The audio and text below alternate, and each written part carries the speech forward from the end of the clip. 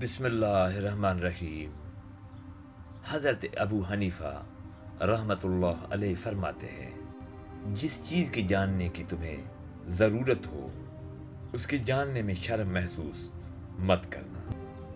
اپنے پڑوسیوں کی دی ہوئی تکالیف کو برداشت کرو اور ان کے ساتھ بھلائی کرو۔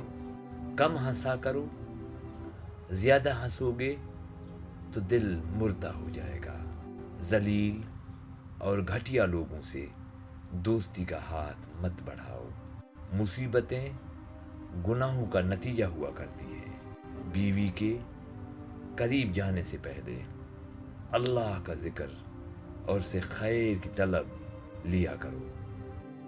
3 چیزوں کو ہمیشہ چھپا کر رکھنا چاہیے: ایک دولت، دوسرا عورت، تیسرا جائیداد۔ عورت کی جگہ پر اس وقت تک نہ بیٹھو جب تک وہ گرم ہو۔ اللہ حافظ۔